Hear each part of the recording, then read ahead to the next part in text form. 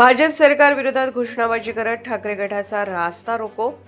केंद्र सरकारच्या विरोधात घोषणाबाजी करत शिवसेना उद्धव बाळासाहेब ठाकरे गटाचे पदाधिकारी व कार्यकर्त्यांनी दिनांक 26 फेब्रुवारी रोजी सकाळी 11 वाजण्याच्या सुमारास तालुक्यातील विविध ठिकाणी तसेच वाडेगाव येथे रास्ता रोको आंदोलन केले।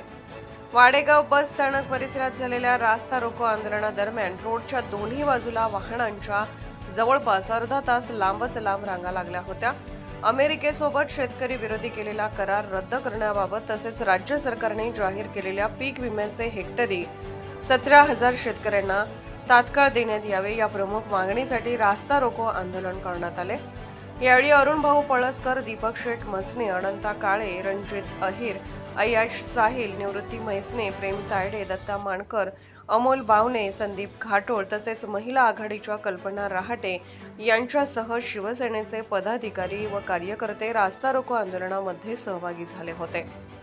दरम्यान बाळापूर पोलीस स्टेशनचे ठाणेदार प्रकाश जोडगे यांच्या मार्गदर्शनाखाली वाडेगाव पोलीस चौकीचे प्रभारी अधिकारी पोलीस उपनिरीक्षक संभाजी हिवाळे तसेच पारस पोलीस चौकीच्या प्रभारी अधिकारी पोलीस उपनिरीक्षक पाटील मॅडम यांनी चोख बंदोबस्त ठेवला होता।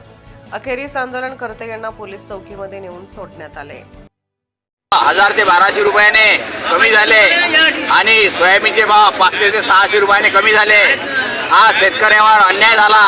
या पूर्ण देशातील पूर्ण महाराष्ट्रातील शेतकऱ्यांवर अन्याय करणारे सरकार हे मोदी सरकार, या मोदी सरकारामुळे या शेतकऱ्याचे हाल बेहाल झाले। त्यामुळे आम्ही या महाराष्ट्रभर या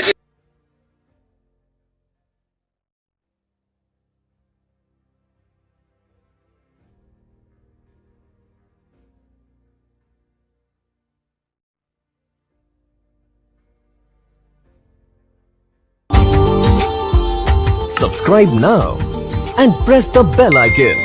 Never miss an update.